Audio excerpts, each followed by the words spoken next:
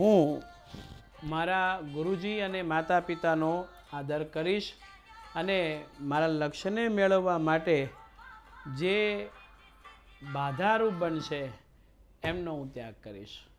જય હિન્દ. જય હિન્દ.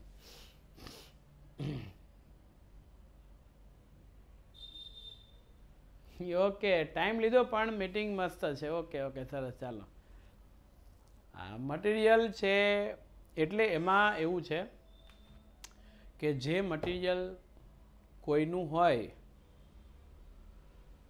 એક જ મિનિટ ક્વોલિટી સારી કરી દઉં. એક મિનિટ પછી વાતો કરીએ.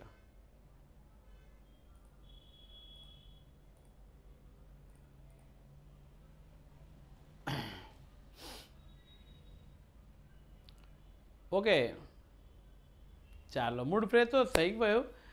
પાસવર્ડ ગ્રુપમાં કઈ જ દીધો છે તમને બધાને. એટલે આજે જ હું સાહિલ સર સાથે વાત કરું. સાહિલભાઈ કે એકનું એક વસ્તુ કેમ તમે પાછી માગો છો?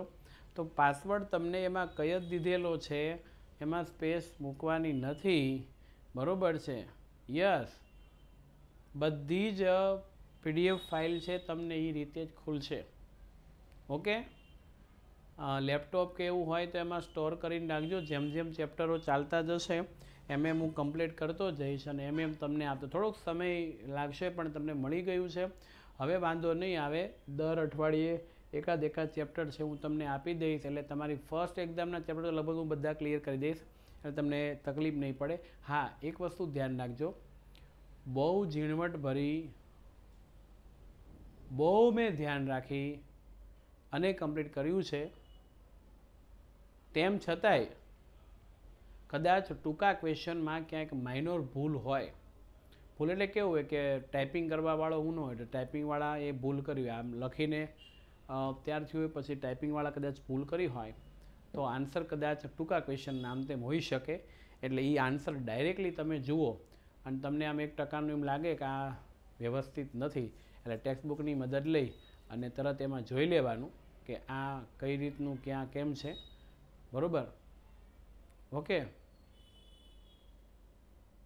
ઓકે, ટેસ્ટમાંથી સારા માર્ક્સ જ આવશે. રેડી?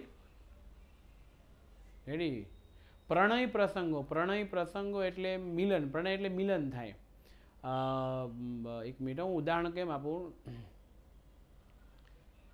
દાખલા તરીકે મહાકવિ કાલિદાસે અભિજ્ઞમ શાકુંતલમની રચના કરી. તો અભિજ્ઞમ શાકુંતલમની અંદર શકુંતલા નામની સ્ત્રી અને દુષ્યંત નામના પુરુષના પ્રેમનું વર્ણન કરવામાં આવ્યું હતું. બરોબર છે? એટલે એ કહેવાય છે.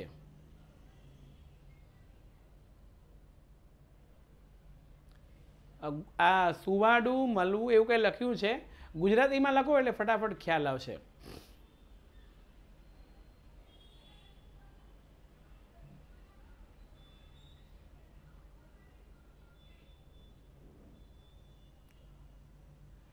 દુષ્યંત અને શકુંતલા બે પાત્રો છે જે નાટ્ય કલામાં કાલિદાસજીએ રજૂ કર્યા છે. બરાબર? હા, મટીરિયલ જો પાછું આ જો કોઈ આવ્યું, સર પીડીએફનો પાસવર્ડ શું છે? હમણાં ચર્ચા થઈ ગઈ છે ભાઈ. હું છે ને ગ્રુપમાં અમે કાઢી નાખી અને અહીંયા બ્લોક કરી દે એટલે કોમેન્ટ જ નહીં થાય. પાસવર્ડની ચર્ચા બસ આ જ વસ્તુ છે ને એમને હેરાન કરે છે. જોક્સ તો થઈ ગયો. પાસવર્ડ આપ્યા પછી માગે પાસવર્ડ છે શું છે? તો ભણે છે કે ખાલી આમ મૂકી દે છે એટલે બધા જોતા હોય ઘરે, એટલે એ જ મોટો જોક્સ છે. એટલે એ મટીરિયલ જે આપ્યું છે તમે ક્લિયર કરશો તો પણ તમને તકલીફ નહીં પડે. અને મેં કીધું કે લાંબા ક્વેશ્ચન છે એમાંથી ટૂંકા ક્વેશ્ચનો બને છે. બરાબર? સર ચેપ્ટર 4નું કવિ એન્ડ એમનું સાહિત્ય કેવી રીતે યાદ રાખવું કોને સર પ્લીઝ? ઓકે સર, ચાલો. 15મી સદીના સમયથી 16, 17, 18મી સદી દરમિયાન જે પેલા મુઘલ વંશજોએ શાસન કર્યું અને એ લોકો અહીંયા રહ્યા અને એ અર્થે અંગ્રેજો આવ્યા, આ સમયગાળો મધ્યકાલીન સમય તરીકે ઓળખાય છે. ઓકે, બરાબર છે. ઉત્થાન, ઉત્થાનનો મિનિંગ આમ તો ઉત્થાન એટલે ઊભું થવું એવું થાય, પણ ભૂગોળની ભાષામાં ઉત્થાન એટલે કે વિકાસ કરવા તરફ પ્રેરવું, બરોબર છે. એટલે ઉત્થાન સંબંધિત કીધો હોય. ભૂમિ ઉત્થાન સંબંધિત કાર્યો કરવા, તો જમીન ધોવાણ ન થવા દેવું, વૃક્ષોને વાવવા, આ બધા છે. વનસ્પતિ છે એને જાળવણી કરવી તે. ઓકે, હવે હું એક બાજુએ ખૂણો પકડી લઉં છું. ખૂણો એટલે પકડી લઉં છું કે ગઈકાલે આપણે જે ચલાવ્યું હતું ને એ થોડુંક બાકી રહી ગયું હતું. એક જ મિનિટ, આ ખુરશી ઉપર ખૂણો પકડી લઉં છું, એટલે ખાસ બધા ધ્યાન રાખજો. એનું રિવિઝન થઈ રહ્યું છે. ભણી ગયા છો એની એ જ વસ્તુ છે અને એનું રિવિઝન થાય છે. કયા મટીરિયલમાંથી કેટલું આવે છે એનું કશું જ ગેરંટી સાથે કંઈ કહી ન શકું, બરોબર છે. હા, પણ હું જે આપું છું એના ઉપર વિશ્વાસ રાખીને મહેનત કરવા મળો. ચાલો, હવે અહીંયા આપણને આપ્યું છે મધ્યકાલીન સાહિત્યનો પરિચય કરાવો, એ આપણે જોઈ રહ્યા હતા. તો મધ્યકાલીન સાહિત્યની અંદર શરૂઆતની અંદર બે ગ્રંથો જમ્મુ કાશ્મીર ને કાશ્મીરની અંદર લખાણા. એમાં એક સોમદેવ દ્વારા રચાયેલો કથા સરિત સાગર, બીજો છે કલ્હણ દ્વારા લખવામાં આવેલો રાજત રંગીણી. એમાં રાજત રંગીણીમાં કાશ્મીરના ઇતિહાસનું લેખન કરવામાં આવ્યું છે અને એ ભારતમાં સર્વપ્રથમ ઐતિહાસિક ગ્રંથ છે. એ સમયે મહત્ત્વની રચના જયદેવનું ગીત ગોવિંદ હતું અને જેની ગણના સંસ્કૃતના સુંદરમાં સુંદર કાવ્યગ્રંથ તરીકે થાય છે. અને પછી અપભ્રંશ એટલે જે ભાષા જતી રહે છે અને કોઈક નવી ભાષા આવે છે, બરોબર છે, એની વાત કરું તો અપભ્રંશ થયેલી ભાષામાંથી આધુનિક ભારતીય ભાષાઓનો વિકાસ શરૂ થયો હતો. પછી ચંદબદરાય રચિત પૃથ્વીરાજ રાસો એ હિન્દી સાહિત્યનો પ્રારંભિક ગ્રંથ લખાયો હતો અને આ ઉપરાંત પૃથ્વીરાજ ચૌહાણના વીરતાભરી વાતો એમાં લખાણી. એટલે હિન્દી સાહિત્યમાં વીરગાથા લખવાની જે શરૂઆત છે એમનાથી અહીંયા થઈ હતી, બરોબર છે. આ બધું અહીંયા આપણને આપ્યું છે. રેડી? હા,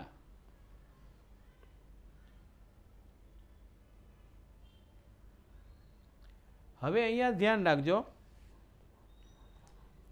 હા, યસ. દ્રવિડ કુળની જે ભાષા છે એમાં વિકાસ થયો હતો અને દ્રવિડ કુળની ભાષામાં સૌથી પહેલાં દ્રવિડ કુળની 4 ભાષા તમિલ, તેલુગુ, કન્નડ ને મલયાલમ. એમાં કન્નડ સાહિત્ય ઉપર જૈન ધર્મની ગાઢ અસર પડતા કવિ પંપાએ આદિપુરાણની રચના કરી અને 16માં જૈન તીર્થકર છે એનું આલેખન કરતું શાંતિ પુરાણ છે એ એમણે તૈયાર કર્યું અને અજિતનાથ પુરાણ નામની કૃતિ જે છે કવિ રન્નાએ તૈયાર કરી. કોર્સ હું ચલાવતો જાઉં છું. ડિસેમ્બર મહિનામાં કોર્સ પતશે એટલે 1 જાન્યુઆરીથી રિવિઝન શરૂ થશે, આવી ગણતરી આપણી છે. પણ વગર કામે તમે ખોટી કોમેન્ટ કરી રાખશો તો કોર્સ ક્યારે પતશે એ જ નક્કી નથી. એટલે ખાસ બધાએ ધ્યાન રાખવું. ઓકે, ખાલી ખોટી કોમેન્ટ ન કરવી.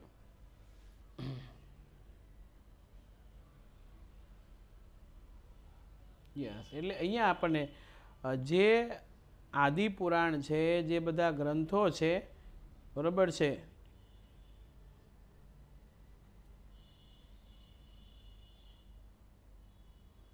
ચાલો હવે અહીંયા મુદ્દો છે. કવિ પંપા આદિપુરાણની રચના કરે છે અને એ પહેલો ગ્રંથ છે કે જેમાં જૈન ધર્મની વિગતવાર ચર્ચા કરવામાં આવી. પછી જૈન ઋષિકુમારો જે થઈ ગયા તીર્થકરો, એમાં શાંતિ પુરાણ છે એ પોન્નાએ રચના કરી. કવિ રન્નાએ અજિતનાથ પુરાણ ગ્રંથ છે એમની કૃતિની રચના કરી અને આ યુગ દરમિયાન કવિ પંપા, કવિ પોન્ના અને કવિ રન્ના એ કન્નડ સાહિત્યની ત્રિમૂર્તિ તરીકે ઓળખાય છે. એટલે આ બાબતો આપણને આપી છે. યસ, 1 સદી એટલે 100 વર્ષ, બરોબર છે. ચાલો, હવે આપણને આપ્યું ભારતીય ભાષાઓનો જે વિકાસ થયો એમાં દિલ્હીના સલ્તનત કાળ દરમિયાન વેગીલી બનેલી ભાષામાં હિન્દી ભાષાના સ્વરૂપ વ્રજ ભાષા અને ખડી બોલી ભાષામાં સાહિત્યની રચના થઈ અને આ ભાષાની અંદર ભક્તિ ગીતોની રચના થઈ, જેમાં હિન્દી અને ગુજરાતી ભાષા સાથે મળતી આવતી રાજસ્થાની ભાષા છે એમાં વીરગાથા લખાય. એમાં આલ્હા, ઉદ્દલ અને બિસલદેવ રાચો. આલ્હા, ઉદ્દલ અને બિસલદેવ રાચો એ સમયના વીરગાથા હતી. આ ઉપરાંત અન્ય આધુનિક ભારતીય ભાષામાં પણ સાહિત્ય લખવાની શરૂઆત તો થઈ જ રહી હતી અને એમાં મુલ્લા દાઉદનો ગ્રંથ છે ચંદ્રાયન, જે અવધી ભાષાનો, અવધ પ્રદેશ, અયોધ્યા પ્રદેશ છે એમનો જૂનો ગ્રંથ ગણાય છે અને એ જ વખતે પ્રાચીન ગ્રંથો ઉપરનું જે ભાષ્ય છે એ પણ હજુ સંસ્કૃતની અંદર જ લખાયેલું હતું અને સમય જતાં જતાં દિલ્હીમાં આ ફારસી છે ને, એક ધ્યાન રાખજો, ઓબ્જેક્ટિવમાં પૂછે, દિલ્હીમાં ફારસી સલ્તનત કાળમાં રાજભાષા હતી, રાજ્યની ભાષા હતી અને તેની સાહિત્યના અસર રૂપે અનેક ફારસી શબ્દો છે એનો સમાવેશ ધીરે ધીરે ધીરે ધીરે ધીરે ઇતિહાસકારોએ કર્યો. ભારતીય ભાષામાં ફારસી શબ્દ આવ્યા ને જિયાઉદ્દીન બર્ની નામના ઇતિહાસકાર થઈ ગયા. એણે તારીખે ફિરોઝશાહીની રચના કરી અને એ ગ્રંથની અંદર ખલજી વંશ અને તુઘલક વંશના રાજ્યનું વિસ્તરણ કર્યું. ખલજી વંશ શું છે તે, તુઘલક વંશ શું છે તે, અને તેણે રાજકીય સિદ્ધાંતો ઉપર આધારિત ફતવા એ જહાનદારી, ખાસ ધ્યાન રાખજો, ફતવા એ જહાનદારી ગ્રંથ છે એમની પણ રચના કરી હતી. મિત્રો, સમય જતાં જતાં અમીર ખુસરોની એન્ટ્રી થઈ. અહીંયાથી આપણે ખાસ બાકી હતું એટલે ખાસ બધા હવે ધ્યાન રાખવાનો પ્રયત્ન કરજો. યસ, સમય જતાં અમીર ખુસરો છે એ આ સમયનો સૌથી મહાન સાહિત્યકાર ગણાય છે. હવે ખાસ ધ્યાન રાખજો, અહીંયાથી બાકી હતો સવાલ છે તે આપણો, અહીંયાથી બાકી હતો એટલે આપણે લઈ રહ્યા છીએ.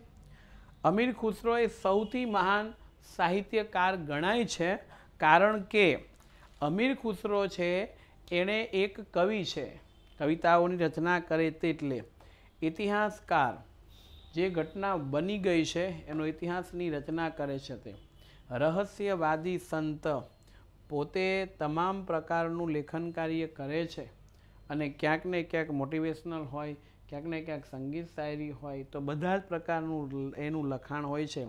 એક જ માત્ર જેમ નરસિંહ મહેતા છે, ગંગા સતી પાનબાઈ છે, એ પોતે ભક્તિભાવથી રચના કરે છે, એમ આ અન્ય રીતે પણ રચના કરે અને ભક્તિભાવની પણ રચના કરે, એટલે એક રહસ્યવાદી સંત પણ કહેવાય છે. બરાબર છે?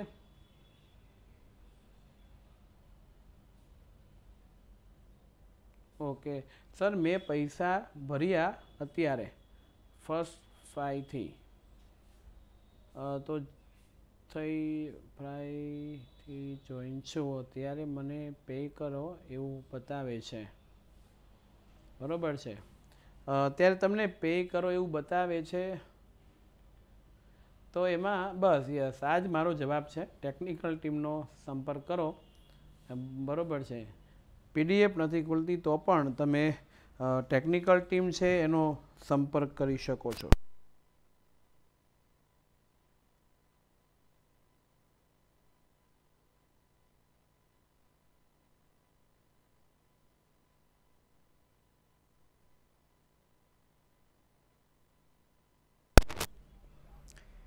એટલે ટેકનિશિયન ટીમ છે એમનો તમે સંપર્ક કરજો એટલે તમને મળશે.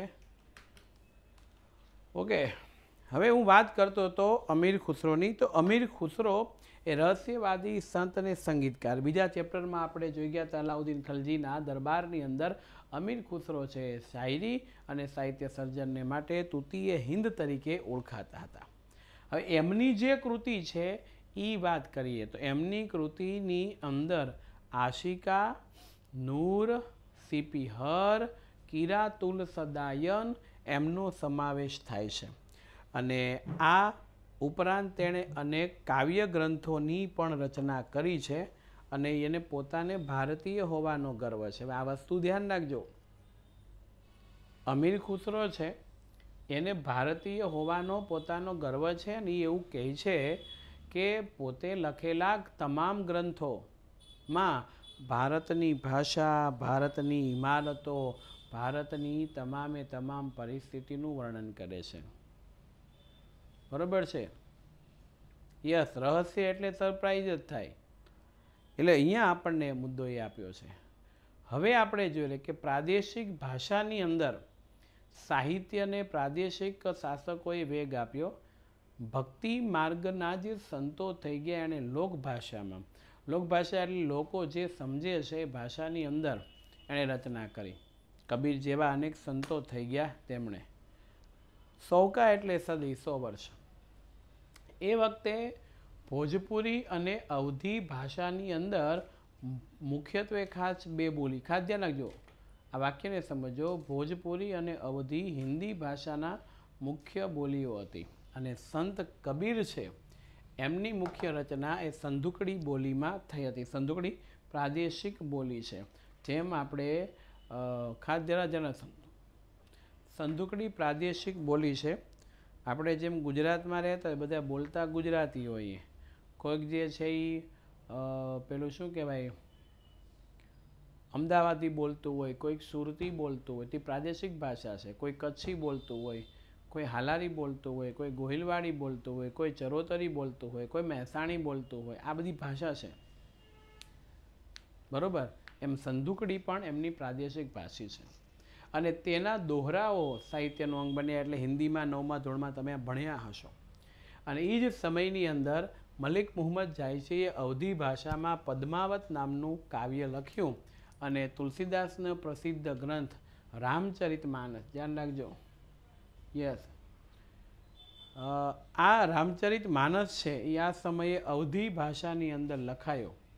આ યુગમાં અવધી ભાષાના બીજા કવિઓ પણ થઈ ગયા અને હિન્દી ઉપરાંત બીજી ભાષામાં સાહિત્ય રચાયું.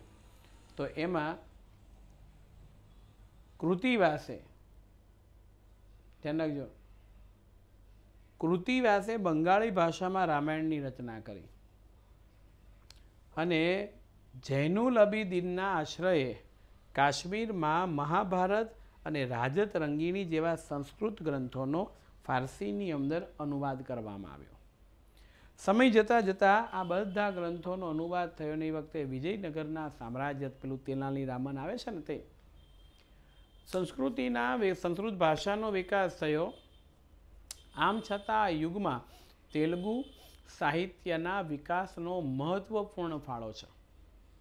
વિજયનગરના મહાન સમ્રાટ એવા કૃષ્ણદેવરાય છે એ તેલુગુ ભાષાની અંદર અને સંસ્કૃત ભાષાના લેખક છે અને એમનું ગ્રંથનું નામ છે આમુક્ત માલ્યદા. યાદ રાખજો, આમુક્ત માલ્યદા. અને હવે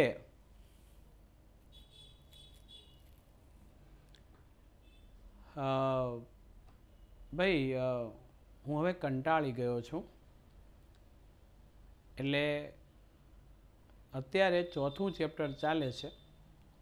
એના સિવાય કોઈ પણ વિદ્યાર્થી કોઈ પણ પ્રકારની કોમેન્ટ કરશે એટલે હું બ્લોક કરી દઈશ. 4થું ચેપ્ટર ચાલે છે એની ચર્ચા સિવાય કોઈ પણ વિદ્યાર્થી કોઈ પણ પ્રકારની કોમેન્ટ કરશે તો હું એને બ્લોક કરી દઈશ. Last and final warning,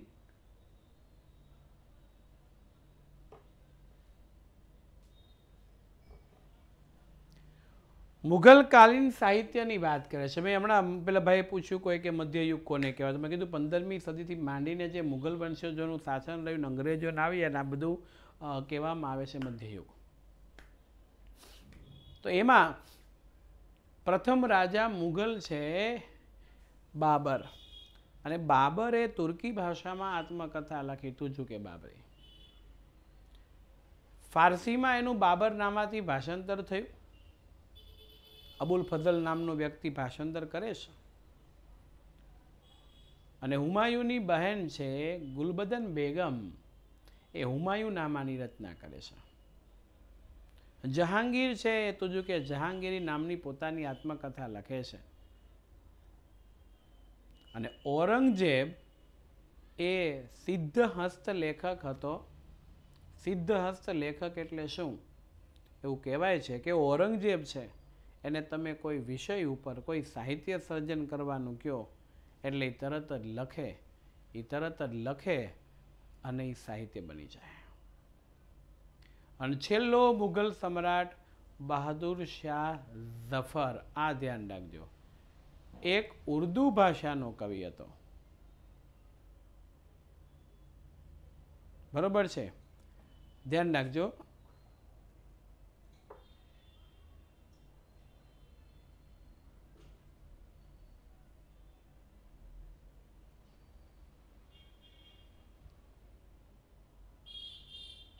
yes, Mughal વંશજ જે છે એમાં છેલ્લા રાજા બહાદુર શાહ ઝફર, આ જરા ધ્યાન રાખજો.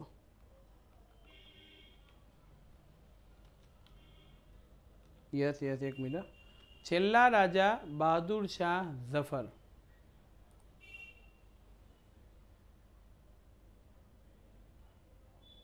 ઓકે,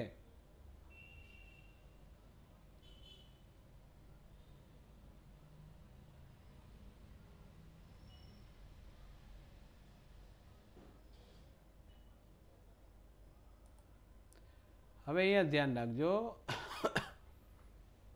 મુઘલ વંશ છે એની થોડીક ડિટેલ હું તમને આપું છું. મુઘલ વંશની ડિટેલ તમને આપું થોડીક, અહીંયા ધ્યાન. બાબર છે એ સ્થાપક રાજા, પછી હુમાયુન, પછી અકબર,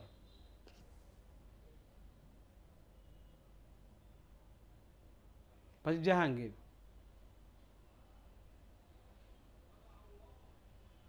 औरंगजेब, बहादुर शाह प्रथम, પછી શાહજહાં દ્વિતીય, મુહમ્મદ શાહ,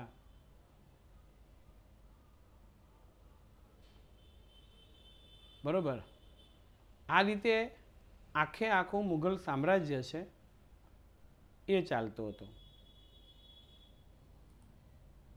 એટલે તમે યુટ્યુબની અંદર વિડીયોઝની અંદર તમે જુઓ તો એમની બાબતો બતાવવામાં આવી હોય છે. રેડી? ઓકે, હવે આપણે જે ચર્ચા કરવાની છે, છેલ્લા રાજા જે છે મુઘલ બાદશાહ બહાદુર શાહ ઝફર, એ પણ એક કવિ હતા. તુલસીદાસજી અને સુરદાસજી આ વખતે હિન્દી ભાષાના મહાન સાહિત્યકારો થઈ ગયા. અને કેશવદાસે પ્રેમ અને વિરહ, પ્રેમ એટલે ભેગા થવું અને વિરહ એટલે છૂટું પડવું. પ્રેમમાં સુખ હોય, વિરહમાં દુઃખ હોય, એ સાહિત્યનું સર્જન કર્યું કવિ કેશવદાસ. રહીમના દોહરા પણ ઘણી બધા ભાગમાં જાણીતા હોય, એના વિશે મારે તમને કહેવું જ ન પડે કારણ કે તમે ભણતા હો એટલે. અને આ સમયે ફારસી ભાષામાં અનેક નોંધપાત્ર પુસ્તકો લખાયા. એમાં અબુલ ફઝલે આઈને અકબરી નામનો ગ્રંથ લખ્યો. આઈને અકબરીમાં ભારતીય રીતિ રિવાજો, શિષ્ટાચારો એટલે સમાજની અંદર આપણે કેવા પ્રકારથી રહી શકીએ તેના નિયમો, શિષ્ટાચારો, સારી વિચારની વાત કરે છે. ધર્મ દર્શન કરાવ્યું છે. આર્થિક સ્થિતિ, શાસન વ્યવસ્થામાં અને જીવનના લગભગ તમામ પાસા એટલે પરિસ્થિતિઓનું વર્ણન કરવામાં આવ્યું. અને એક ઐતિહાસિક કૃતિ તરીકે આ ગ્રંથ ખૂબ મૂલ્યવાન છે. ખાસ જરા ધ્યાન રાખજો, આઈને અકબરી અબુલ ફઝલ લખે છે તો આઈને અકબરીમાં ભારતીય રિવાજો છે, શિષ્ટાચારો છે, ધર્મ અને આર્થિક સ્થિતિ અને જીવનને લગતા તમામ પાસાઓનું વિવરણ કરવામાં આવ્યું છે. અબુલ ફઝલનો ભાઈ ફૈઝી એ ફારસી ભાષાનો એક કવિ છે. તેણે અનેક સંસ્કૃત ગ્રંથોનું ફારસીમાં અનુવાદ કર્યું. અને અકબરે તો જો અકબર સાહિત્યનો ખૂબ શોખીન માણસ છે. એણે એવું વિચાર્યું કે હિન્દુસ્તાનની અંદર જો મારે શાસન કરવું હોય તો હિન્દની તમામ પ્રજા છે બધાને પરિસ્થિતિનો મારે ત્યાગ મેળવવો પડે અને બધાની સાથે મારે રહેવું પડે, તો અને તો જ હું એક સારો રાજા ગણાવી શકું. એટલે એણે અલગ અલગ સંસ્કૃતમાં કે અલગ અલગ ભાષામાં જે કાંઈ લખાયું હોય એ બધી જ વિગતોનું વર્ણન કરવા માટે થઈ સમજવા માટે થઈ એક ડિપાર્ટમેન્ટ ઊભો કર્યો અને ડિપાર્ટમેન્ટ શું કામ કરે તો એ કામ એ કરે કે બધું ફારસીમાં અનુવાદ કરે. એને મહાભારત છે, રામાયણ છે, અર્થોવેદ, ભગવદ્ ગીતા, પંચતંત્ર જેવા અનેક ગ્રંથો, આ બધા ગ્રંથોના નામ છે. અનુવાદ એટલે ભાષાંતર કરવા માટે ફારસીમાં એક અલગ ડિપાર્ટમેન્ટ ખાતાની રચના કરી. અને અકબરના સમયમાં ઇતિહાસના ઘણા ગ્રંથો લખાય. યસ, અકબરના શાસનકાળ દરમિયાન લખાયેલા ગ્રંથો. ત્યારે તો પાકિસ્તાન ને આ બાંગ્લાદેશ ને કેટલાય બધા પ્રદેશો છે એ ભારતના ભાગમાં હતા. એટલે બહુ મોટો વિશાળ સામ્રાજ્ય છે એ મુઘલકાલીન સત્તાનું હતું. મધ્યયુગની સૌથી મહત્વની ઘટના ઉર્દુ ભાષાના જન્મની છે. આ ધ્યાન રાખજો, મધ્યયુગના સમયની અંદર ઉર્દુ ભાષા એટલે ઉર્દુ ભાષા દુનિયામાં હતી પણ ધીરે ધીરે કરતાં બહારથી આવેલા શાસકો વ્યક્તિઓ જે હિન્દુસ્તાનમાં આવ્યા છે, ભારતમાં આવ્યા છે, એ પોતે આ ભાષા છે લઈને આવ્યા. એટલે પછી એ ક્યારેય પણ પોતાના પ્રદેશમાં ન ગયા. એ રાજાઓએ ભારતમાં શાસન કર્યું, ભારતમાં રહ્યા અને એનું ભારતીયકરણ થયું. પહેલા ચેપ્ટરમાં આવતું કે વિવિધ પ્રજાનીઓનું ભારતીયકરણ થયું છે. તો કે પ્રજા પછી પાછી છે અન્ય પ્રદેશની અંદર ગઈ જ નહીં અને અન્ય પ્રદેશમાં ગઈ નહીં એટલે એ પ્રજાતિ છે એ અહીંયા ને અહીંયા રહી અને એટલા માટે આ કહી શકાય છે. બીજું કે ભાષા સાહિત્યની દ્રષ્ટિએ સમૃદ્ધ એવી અન્ય આધુનિક ભાષાઓની હરોળમાં આવી ગઈ. કોણ? ઉર્દુ ભાષામાં પણ રચના થવા માંડી તો અન્ય ભાષાની જેમ. હવે આ યાદ રાખજો, ઉર્દુ ભાષાના કવિઓમાં વલી, મીરદર્દ, મીર તકી મીર, નઝીર અકબરાબાદી, અસ્તુલ્લા ખાન અને ગાલિબ. લગભગ હું માનું ત્યાં સુધી ગાલિબનું નામ બધાના મુખે હોય, જાણીતા છે સાહિત્યની અંદર. અકબરે બધા ગ્રંથોનું અનુવાદ એટલા માટે કરાવ્યું કે કયા ધર્મોમાં કયા ગ્રંથોમાં શું લખ્યું છે કે જેના કારણોસર હું આ લોકો સાથે રહી શકું. અકબરને શાસન ભારતમાં કરવું અને ભારતની અંદર રહેવું તો બધી જ પ્રજાતિ સાથે રહેવું પડે એમ હતું. એટલા માટે થઈ એણે, બરોબર છે, રેડી, ઓકે, એટલા માટે ભાષાંતર કરાવ્યું. 18મી સદીમાં ઉર્દુ ભાષામાં ગદ્યનો વિકાસ થયો. ગદ્ય એટલે સંવાદના સ્વરૂપની અંદર લખવાની, પદ્ય એટલે કાવ્ય.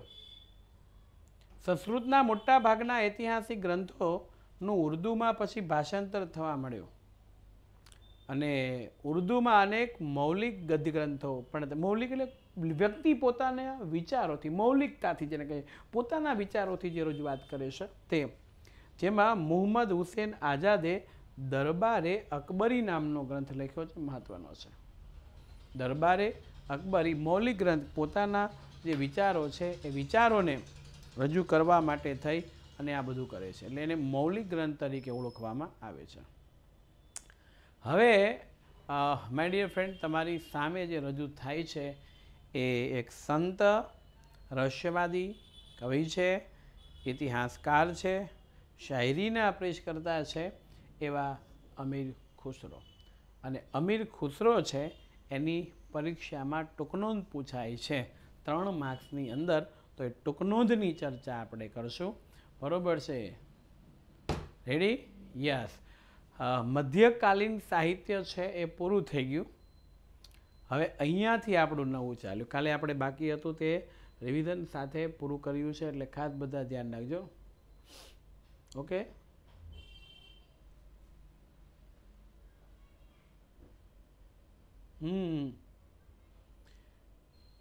વિપત પડે નવ વલખીએ, વલખે વિપત નવ જાય. હા, વિપત એટલે મુશ્કેલી આવે ત્યારે જો આપણે આફડા ફાફડા થઈ જઈએ, ગભરાઈ જઈએ, એ ન ચાલે. એટલે વિપત પડે ત્યારે વલખીએ એટલે દુઃખી ન થઈએ, બધી જ સમસ્યાનો ઉકેલ હોય. વલખે વિપત ન જાય, અને તમે દુઃખી થઈ જાઓ તો તમારી સામે આવેલું દુઃખ જે છે એ ક્યારેય ન જાય. એટલે વિપત પડે નવ વલખીએ, વલખે વિપત ન જાય, દુઃખ પડે મુશ્કેલી આવે ત્યારે તમે હેરાન ન થાઓ, પરંતુ એનો સામનો કરો, જેનાથી જઈ શકે. હેરાન થવાથી, ચિંતા કરવાથી ક્યારેય પણ દુઃખ જતું નથી. એટલે વિપત પડે નવ વલખીએ, વલકે વિપત નવ જાય. ચાલો, અમીર ખુસરો વિશે સમજૂતી આપો. પરીક્ષાની અંદર 3 માર્ક્સના, ક્યાં ગઈ પેન, આ બાજુ, 3 માર્ક્સના ક્વેશ્ચનની અંદર આપણને પૂછી શકાય તેવા પ્રકારની અગત્યની નોટ છે. એટલે મને ગ્રીન કલર, તમે ગ્રીન કલર લઈ લો. 3 માર્ક્સની અંદર આપણને પૂછાય છે. એટલે એક વખત હોમવર્કની અંદર લખવાનું છા. ચાલો, યસ, આ બધું અલગ છે, આ લખાણ અલગ છે, આ બેકગ્રાઉન્ડ અલગ છે, અને ફોટો અલગ છે. બરોબર છે? યસ. તો મૂળ ભારતીય વ્યક્તિ છે અમીર ખુસરો. એની વાત કરે છે કે અમીર ખુસરો આ સમયના, એટલે મધ્યકાલીન સમયની અંદર, અહીંયા આ સમય એટલે મધ્યકાલીન સમય, સૌથી મહાન સાહિત્યકાર ગણા. એક કવિ, ઇતિહાસકાર, રહસ્યવાદી, સંત અને સંગીતકાર હતા. એમના ગુરુજીનું નામ છે હઝરત નિઝામુદ્દીન ઓલિયા. ખાદ્ય નાખજો, હઝરત નિઝામુદ્દીન ઓલિયા એ અમીર ખુસરોના ગુરુજી હતા, અને એમની પાસેથી સાહિત્ય સર્જન, સંગીત સર્જન શીખ્યા હતા. તેની મહત્વની કૃતિ હમણાં આપણે જોઈ ગયા એ જ છે, આશિકા નૂર સિપિહર અને કિરાતુલ સદાયન છે. એટલે આ વસ્તુ ધ્યાન રાખજો ખાસ. હઝરત નિઝામુદ્દીન ઓલિયા છે એ અમીર ખુસરોના ગુરુજી હતા. આ ખાસ ધ્યાન રાખજો. આ ઉપરાંત તેણે અનેક કાવ્યગ્રંથની પણ રચના કરી. તેને પોતાને ભારતીય હોવાનો ગર્વ છે. આપણને બધાને ભારતીય હોવાનો તો ગર્વ છે જ, બરોબર છે, પણ અહીંયા જે ગર્વ છે એ કંઈક જુદો છે. કેમ? તો કે એણે ભારતને પૃથ્વી પરનું સ્વર્ગ કીધું. હા, ધ્યાન રાખજો, ભારતીય હોવાનો ગર્વ બધાને છે, એને પણ છે, પણ અમીર ખુસરો કંઈક વિશેષ અર્થમાં, વિશેષ પરિસ્થિતિ સાથે કહે છે. એણે પૃથ્વી પરનું સ્વર્ગ બતાવ્યું છે ભારતને, કે આવો રાષ્ટ્ર, આવો મુલ્ક ક્યાંય નહીં. બરોબર છે? આવે ને, એ વતન, એ વતન, એ વતન, જાનો તન, જાનો તન, જાનો તન, इसके वास्ते विस्तार है मेरा मन मेरा तन, ए वतन, ए वतन, ए वतन, જાનું તન, જાનું તન. એટલે એણે ગણાવ્યું કે ભારત પૃથ્વી પરનું સ્વર્ગ છે. પાછું એણે સાબિત કર્યું. કઈ રીતે ખબર? તો એણે ભારતના પેલા પુસ્તકોમાં ભારતનું વાતાવરણ, ભારતની સુંદરતા, એની ઇમારતો અને જ્ઞાન વિજ્ઞાનના પણ પુષ્કળ વખાણ કર્યા છે. બરોબર છે? આ ખાસ જરા ધ્યાન રાખજો. જ્ઞાન વિજ્ઞાનના વખાણ કર્યા છે. એક જ મિનિટ. Okay, yes. હવે ખાસ જરા રાખજો.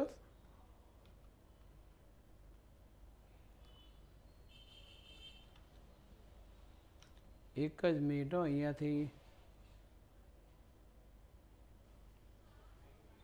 મારી પીપીટી હલી ગઈ છે. એક મિનિટ. ઓકે,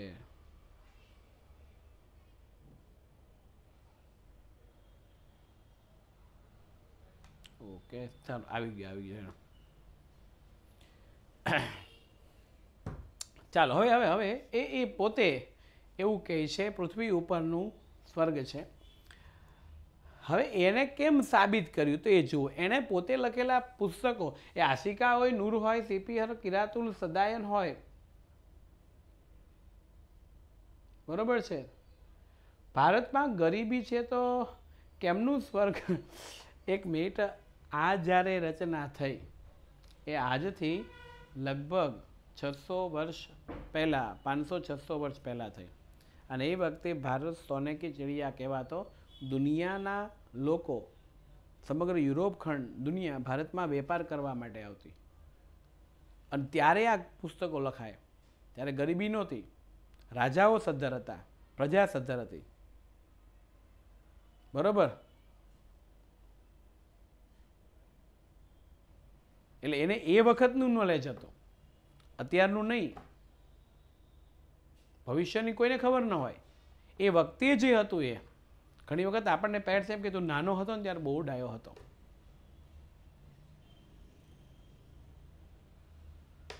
રેડી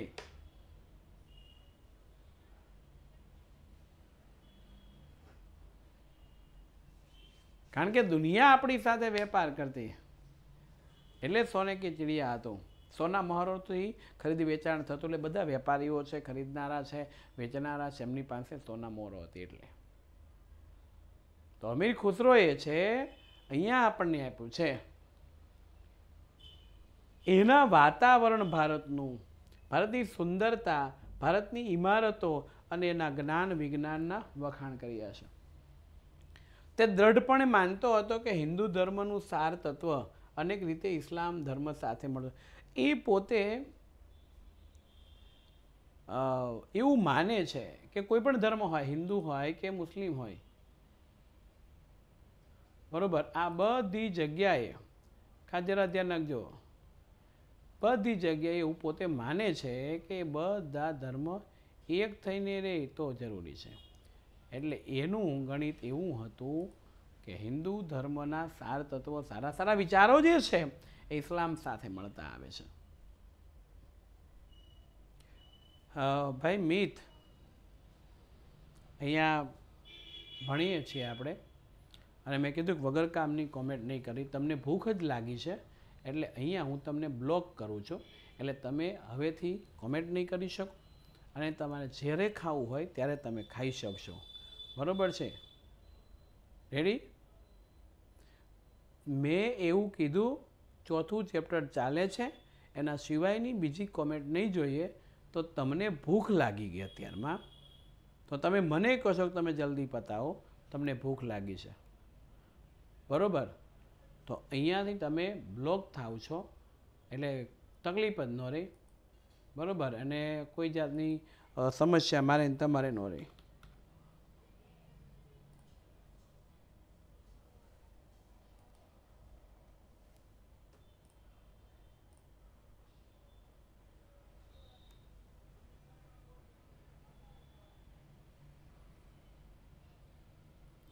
મિતની વાત થાય છે મિત MEET સ્મિત નહીં ઓકે યસ યસ યસ એમ હું ભૂલ ન કરું ડોન્ટ વરી બી હેપી મારે બ્લોક કરવાનો હોય ને ત્યારે નામ લખવું પડે ત્યારે જ થાય એટલે મિતભાઈને આપણે બ્લોક કર્યા છે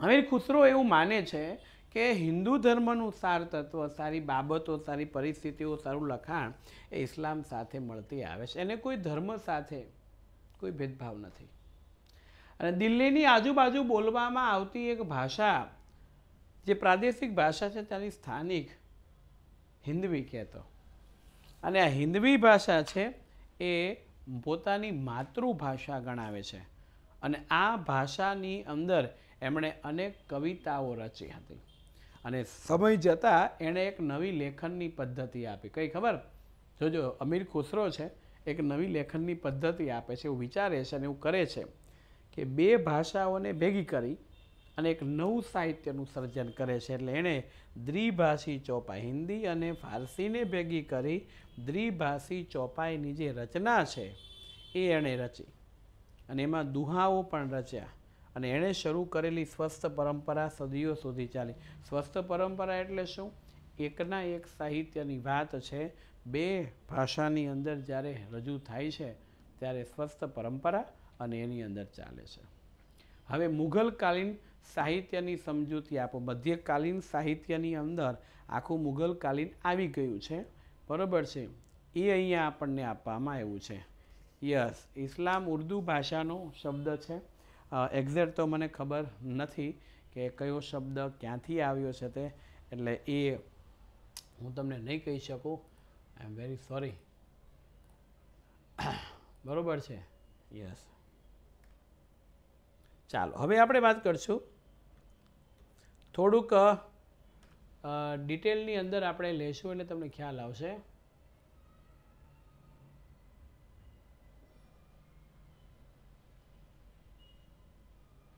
અરેબિક શબ્દ કદાચ હોઈ શકે ઇસ્લામ, બરોબર છે. હા હા, અરેબિક શબ્દ હોઈ શકે. યસ યસ, રાઈટ રાઈટ, અરબી ભાષાનો શબ્દ છે. રૂમાન દિવાન છે એમના તરફથી આપણને જે મળ્યો છે. Thank you રૂમાન. રૂમાન જ નામ છે ને, મને દેખાતું નથી. બરોબર છે. ઓકે રૂમાન, થેન્ક યુ આન્સર આપવા બદલ. કારણ કે માય ડિયર, હું ખુલ્લો અહીંયાથી ખુલ્લી આમ તમને એક વસ્તુ ક્લિયર ફ્રેન્કલી કહી દઉં છું. હું એક શિક્ષક તરીકે ભણાવું છું, પણ મારા વિષયનું નોલેજમાં બધા ધર્મ આવે. જૈન ધર્મ, બૌદ્ધ ધર્મ, હિન્દુ ધર્મ, ખ્રિસ્તી ધર્મ હોય, પારસી ધર્મ હોય, ઇસ્લામ ધર્મ હોય, તો એનું નોલેજ મારી પાસે હોય છે.